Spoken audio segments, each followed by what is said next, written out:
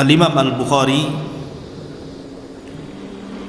adalah seorang imam yang sangat masyhur dalam dunia hadis.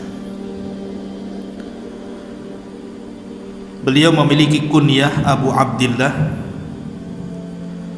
dan nama beliau adalah Muhammad ibn Ismail ibn Ibrahim atau dikenal dengan Al-Imam Al-Bukhari. Lahir pada tahun 194 Hijriah di sebuah tempat namanya Bukhara di Khurasan yang dikenal dengan pecahan Soviet hari ini, dan wafat pada tahun 226 Hijriah di Samarkand. Para ulama hadis banyak yang memberikan gelar kepada Imam Bukhari sebagai Amirul Mukminin fil Hadis, pemimpinnya kaum muslimin dalam bidang hadis. Dan dia hidup pada kurun ketiga dari hijrah Nabi sallallahu alaihi wasallam. Bahkan dikatakan Imam Bukhari adalah orang yang pertama kali meletakkan dalam Islam ini sebuah kitab khusus yang mengumpulkan hadis-hadis yang sahih saja. Bahkan kitabnya diakui oleh ulama dunia bahwa tidak ada kitab yang lebih sahih melebihi Sahih Bukhari, maksudnya setelah Al-Quranul Karim. Dan dia adalah salah satu kibarul hufad, ulama yang sangat banyak hafalan terhadap hadis Nabi SAW, sampai-sampai ada yang mengatakan Allah Subhanahu wa ta'ala tidak menciptakan makhluk seperti Bukhari, seolah-olah Allah hendak menciptakan Bukhari memang khusus untuk mendalami hadis. Kemudian juga Imam Bukhari termasuk ulama yang sangat unggul dalam beberapa ilmu yang berkaitan dengan hadis, seperti ulumur rijal, al-jarh wa ta'dil, kemudian juga ulum al-ilal. Sampai-sampai pujian para ulama membanjiri Imam Bukhari karena cerdasnya beliau ketika bicara tentang hadis Nabi sallallahu alaihi wasallam. Masyarul muslimin yang dimuliakan Allah Azza wa Jalla, baik kita mulai siapa Imam Bukhari. Imam Bukhari adalah Muhammad ibn Ismail ibn Ibrahim ibn Mughirah al-Bardizbah.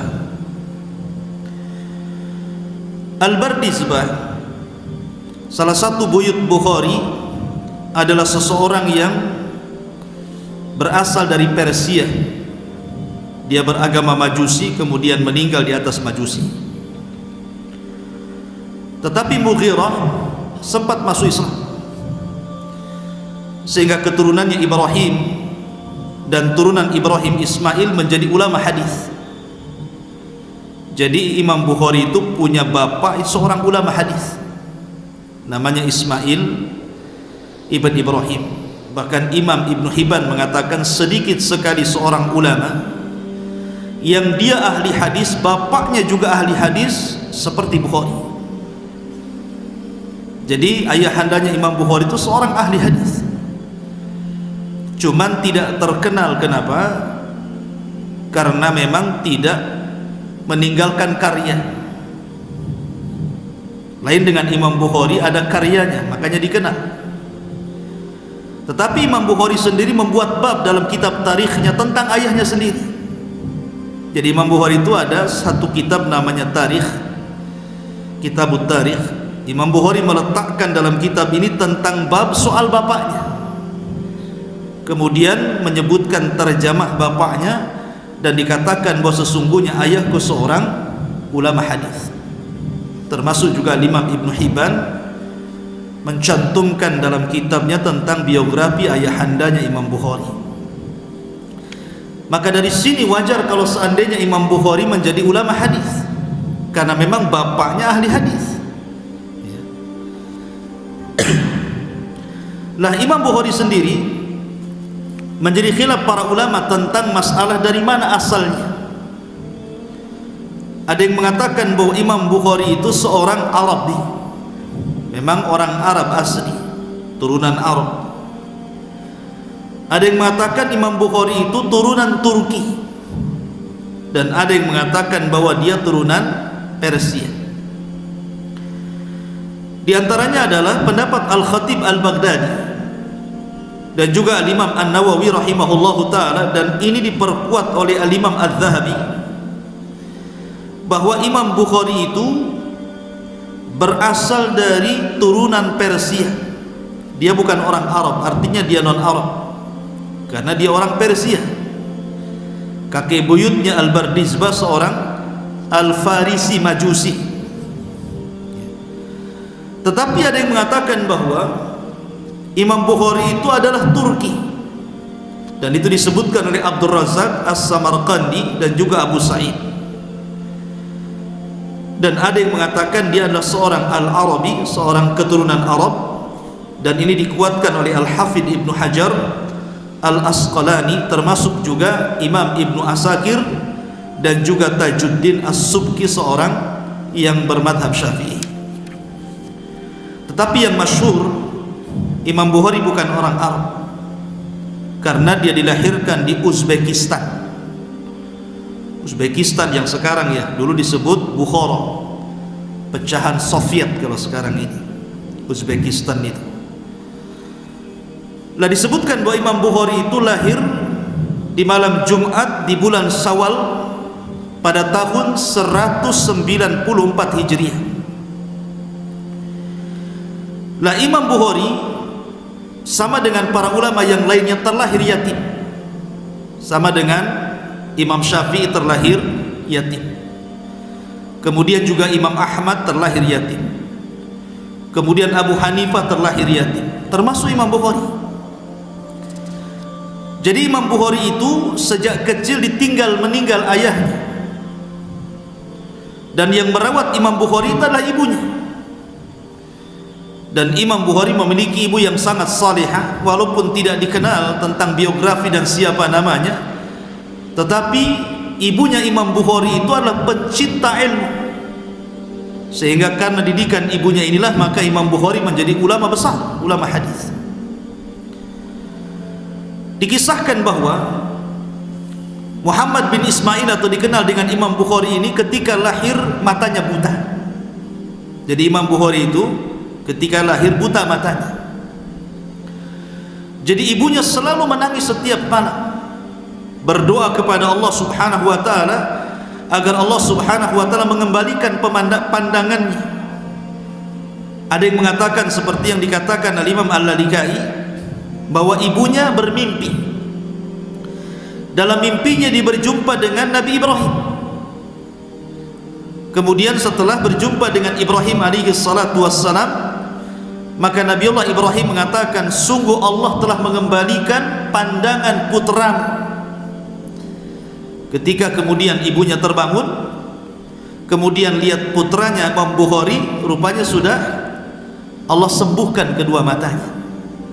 Itu riwayat Imam Al-Lalikai rahimahullah ta'ala.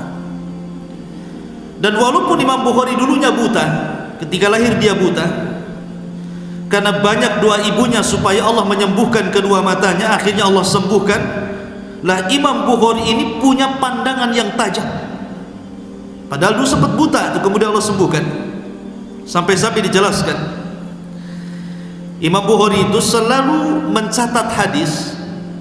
Apabila tidak ada biaya untuk membeli semacam lampu templon, mungkin bahasa kita, maka beliau keluar rumah kemudian mencari bulan. Jadi dari cahaya bulan itulah semalaman suntuk Imam Bukhari terkadang menulis atau memindahkan tulisannya. Anda bisa bayangkan menulis dengan cahaya bulan. Nah, coba nanti malam kalau pas purnama antum bawa pulpen, bawa buku, di situ dekat kandang ayam situ. Kemudian nulis, kira-kira bisa nggak? Nah Imam Bukhari bisa. menunjukkan bahwa dia punya pandangan yang tajam gitu ya. Hanya dengan cahaya bulan saja dia bisa menulis. Luar biasa Imam Bukhari. Padahal dulunya sempat buta, kepada Allah Subhanahu wa taala sembuhkan. Taib. Ada satu kisah yang menarik. Ketika ayahandanya menjelang wafatnya, ayahanda Imam Bukhari Ismail ibn Ibrahim rahimahullahu taala. Jadi detik-detik wafatnya ayahanda Imam Bukhari ini, Ismail bin Ibrahim, didatangi seorang alim min ulama dan dikatakan, kaifa tuqbilu ala Allah, bagaimana anda akan menghadap kepada Allah Subhanahu wa taala saat detik sakaratul maut ini? Maka kata ayahandanya Imam Bukhari, apa katanya? Wallahi, demi Allah, inni la a'lamu min mali dirhaman min haramin wala dirhaman min syubhatin. Kata ayahandanya Imam Bukhari Ismail bin Ibrahim ini mengatakan, demi Allah, aku tidak pernah memasukkan dalam hartaku walaupun satu dirham dari yang haram ataupun satu dirham dari yang syubhat untuk memberi makan keluargaku. Menunjukkan apa? Bahwa ayahandanya Imam Bukhari itu orangnya warok. Perkara syubhat saja tidak mau dimakan, apalagi yang haram. Makanya wajar kalau seandainya Imam Bukhari tumbuh menjadi seorang yang pakar dalam hafalan hadis, bahkan dikatakan Jabalul Hifad, gunungnya hafalan. Makanya Allah mengatakan dalam kisah Khidir dan Musa, ketika membenahi satu rumah yang akan roboh di perbatasan desa, maka Khidir kemudian mengatakan, wa kana abuhuma salihan, salihaini, mungkin bapaknya dulu adalah orang-orang saleh, maka Allah jaga anaknya. Ma'asyiral muslimin yang dimuliakan Allah Azza wa Jalla, lah Imam Bukhari ini memiliki kecerdasan luar biasa, karena sejak kecil Imam Bukhari itu sudah terlatih menghafal. Jadi di bawah usia 10 tahun Imam Bukhari itu sudah suka menghafal. Sampai-sampai kata Imam Bukhari, ulhimtul hifdha wa ana saghir, sesungguhnya saya diilhamkan untuk menjadi penghafal hadis sementara usia saya masih kecil. Bahkan yang luar biasa adalah dikisahkan oleh Sulaiman ibn Mujahid. Jadi Sulaiman ibn Mujahid ini ketika itu duduk dengan salah satu gurunya Imam Bukhari, namanya Muhammad ibn Salam al-Bikandi. Muhammad ibn Salam al-Bikandi, salah satu Imam Bukhari. Dia bercerita, dan ingat ada sejarah ya, Muhammad ibn Salam al-Bikandi ini waktu dia belajar, jadi dia sedang mencatat apa yang disampaikan gurunya, habis tintanya. Sementara gurunya terus bicara haddatsana fulan, sementara tintanya sudah kering. Akhirnya dia berteriak, siapa yang menggantikan, siapa yang memberikan pinjam satu pena, maka kuhargai 1 dinar. Padahal 1 dinar bisa membeli 10-20 kolam tuh. Karena takut kalau seandainya ketinggalan catatan. Itu gurunya Imam Bukhari itu ya, Muhammad ibn Salam al-Bikandi. Lah jadi Muhammad ibn Salam al-Bikandi ini suatu ketika cerita kepada Sulaiman ibn Mujahid. Lah Imam Bukhari ini baru saja kemudian duduk di majlisnya, kemudian pergi. Katanya Muhammad ibn Salam al-Bikandi kepada Sulaiman ibn Mujahid ini, kalau seandainya kamu tadi datang cepat ke sini, kemudian engkau berjumpa dengan anak kecil, maka engkau akan takjub dengan anak itu, karena anak itu yahfad sab'ina alfa hadis. Anak itu memiliki hafalan 70.000 hadis.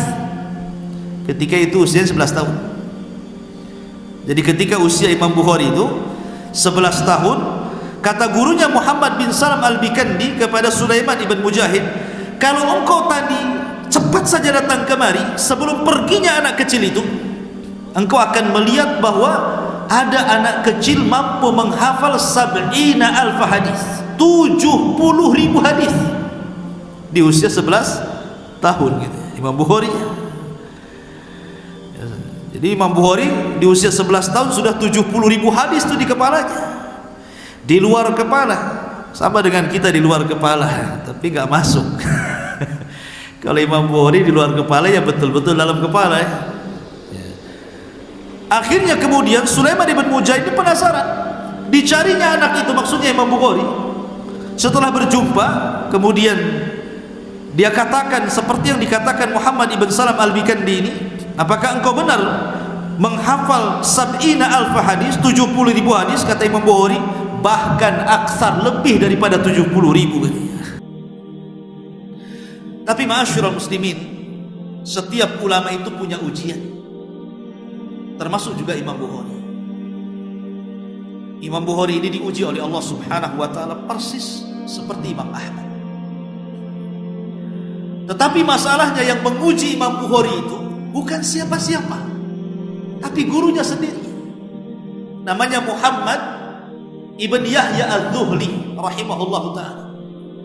Nah, Muhammad ibn Yahya az-Zuhli ini sebenarnya seorang qadhi di Bukhara itu.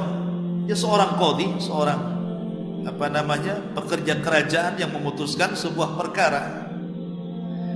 Nah, Muhammad Yahya az-Zuhli adalah orang yang paling berpegang dengan akidah Imam Ahmad, seorang ulama ahli sunnah. Dia gurunya Imam Bukhari dan gurunya juga Imam Muslim, Muhammad Yahya az-Zuhli. Nah, salah satu keyakinan Muhammad Yahya az-Zuhli itu menutup rapat-rapat tentang pemahaman Jahmiyah, di mana Yahya az-Zuhli mengatakan, man qala lafdzul Qur'ani makhluk fahuwa Jahmi. Siapa yang mengatakan lafaz Al-Qur'an makhluk, maka dia Jahmi. Nah, ketika itu pandangan Imam Bukhari dengan pandangan Imam Ahmad berbeda. Bukan berbeda maksudnya mengatakan Quran makhluk, tidak. Cuman Imam Bukhari lebih memerinci.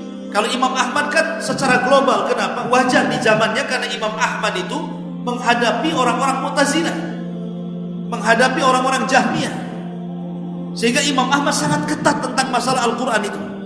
Makanya Imam Ahmad mengatakan dalam kitab Ushulus Sunnah, man qala lafdzul Qur'ani makhluk fahuwa Jahmi. Barang siapa yang mengatakan lafaz Quran makhluk, maka dia Jahmi. Tapi Imam Bukhari beda. Imam Bukhari memerinci. Kata Imam Bukhari, dia mengatakan as-sautu sautul qari wal kalamu kalamul bari. Jadi Imam Bukhari mengatakan, kalau suara orang yang membaca Al-Quran, berarti suara orang yang baca makhluk. Karena suara yang membaca Quran itu kadang baik, kadang tidak baik gitu. Kadang enak, kadang gak enak gitu. Tetapi yang dimaksud al-kalam, ucapan yang keluar, maka itulah kalamullah. Jadi Imam Bukhari memerinci, kalau suaranya makhluk, tapi ucapan yang keluar kalamullah. Tapi Imam Ahmad mengatakan lafaz Al-Quran makhluk, Jahmiyah dia. Lah, ketika itu para ulama sudah tahu pandangan Bukhari yang berbeda dengan Yahya az-Zuhli yang berpegang dengan pendapat Imam Ahmad. Ketika Imam Bukhari kemudian datang menemui Yahya az-Zuhli, ketika itu Yahya az-Zuhli mempersilakan Imam Bukhari untuk mengajar, dan subhanallah ribuan orang bertumplak di majelisnya Imam Bukhari. Ketika itu orang-orang sudah mewanti-wanti, jangan bicara tentang Al-Quran. Artinya jangan ditanya Bukhari soal mauqif dia tentang Al-Quran, karena dia lebih memerinci, dan itu yang benar kata Imam Ibnul Qayyim rahimahullah ta'ala. Tapi ada saja Allah takdirkan yang bertanya, wahai Imam, bagaimana pendapatmu tentang lafzul Quran? Terpaksa lebih jawab. Kata Imam Bukhari, adapun lafaz Al-Quran, as-sautu sautul qari wal kalamu kalamul bari. Suara yang membaca Quran ya suara qari, tapi kalam yang keluar itulah kalam Allah Al-Bari. Dari sini Imam Bukhari difitnah mengatakan Al-Quran makhluk. Lah, ketika Imam Bukhari difitnah mengatakan Al-Quran makhluk, sampai pula kemudian berita ini kepada gurunya Muhammad Yahya az-Zuhli, yang ketika itu seorang qadhi, marah Yahya Az-Zuhli. Akhirnya Yahya Az-Zuhli memfatwakan agar jangan satu pun orang belajar kepada Bukhari, ditahdir sama gurunya. Akhirnya tidak ada satu pun orang yang belajar kepada Bukhari. Dan ketika itu Imam Bukhari diusir dari negaranya, tidak boleh hidup dia di Bukhara. Lah dari situlah akhirnya kemudian Imam Bukhari keluar menuju Samarkand. Sampai di Samarkand dia ke rumah salah satu kerabatnya, tapi Allah Subhanahu wa taala takdirkan kemudian dia sakit. Lah disitulah Imam Bukhari merasa sempit dadanya karena difitnah masalahnya. Dan ketika itu dia berdoa kepada Allah Subhanahu wa taala. Namun sebelum dia wafat, kemudian Imam Bukhari pun akhirnya menulis satu buku bantahan kepada gurunya namanya Khalqu Af'alil Ibad.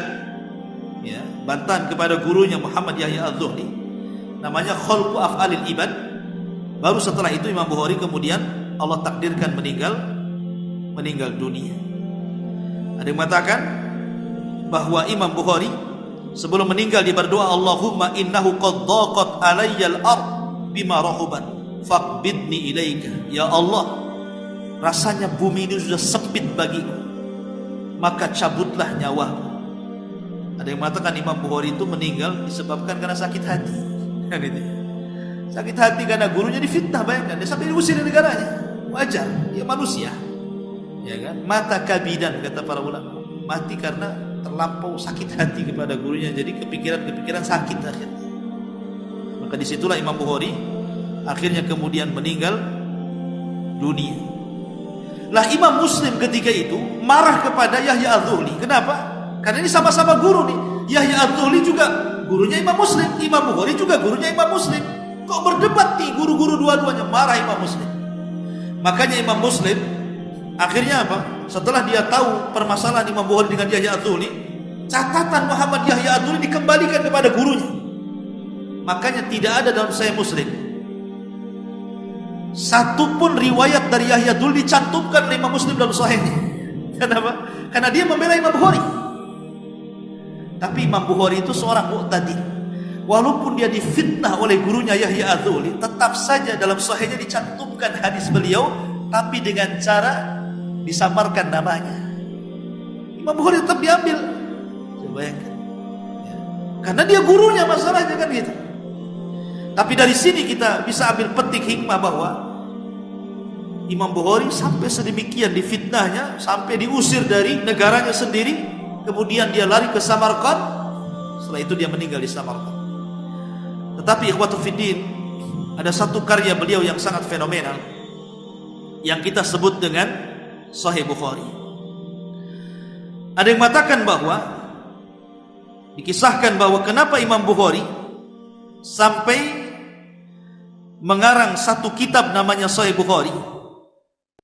Ada yang mengatakan bahwa dikatakan kepada Imam Bukhari oleh seorang alim ulama besar namanya